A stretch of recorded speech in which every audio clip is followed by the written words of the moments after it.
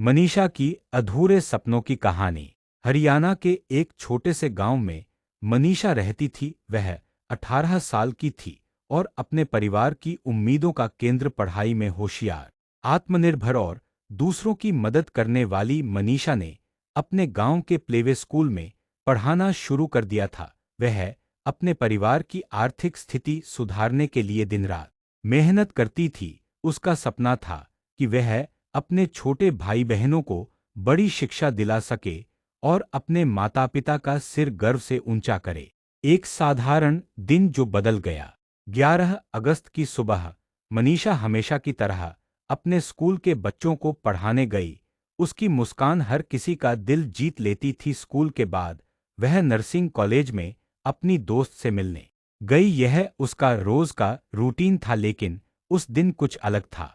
शाम को जब मनीषा घर नहीं लौटी तो उसके परिवार को चिंता हुई। उन्होंने उसे कॉल किया, लेकिन फोन बंद था। रात तक कोई खबर नहीं आई। परिवार ने पुलिस में शिकायत दर्ज करवाई, लेकिन पुलिस ने इसे सामान्य गुमशुदगी मानकर गंभीरता से नहीं लिया। 2 दिन बाद गांव के पास सिंघानी इलाके में एक खेत के किनारे मनीषा का शव मिला।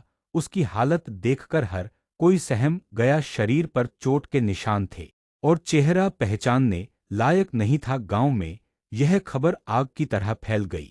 मनीषा के परिवार ने दावा किया कि यह हत्या है। उन्होंने कहा कि मनीषा जैसी साहसी लड़की आत्महत्या नहीं कर सकती। गांव वालों ने भी इस बात का समर्थन किया। पुलिस ने जांच शुरू की और मनीषा के बैग से एक सुसाइड नोट बरामद किया। उसमें लिखा था, मैं अपने परिवार को दुखी नहीं देख सकती। मैं खुद से सबको परेशान करती हूँ, मुझे माफ कर देना।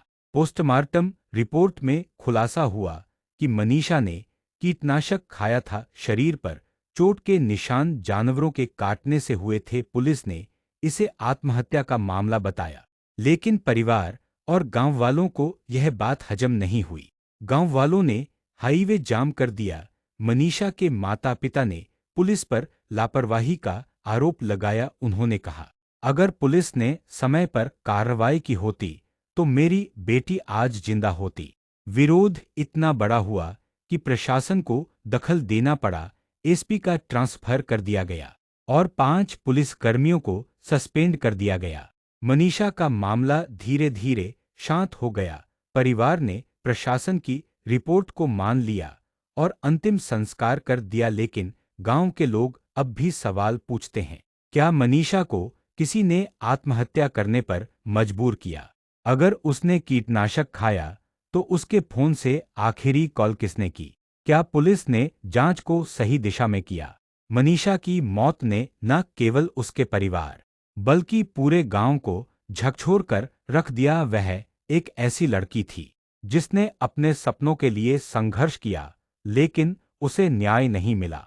गांव के बच्चे अब भी स्कूल के उस कमरे में उसकी याद में दिया जलाते हैं जहां वो पढ़ाया करती थी।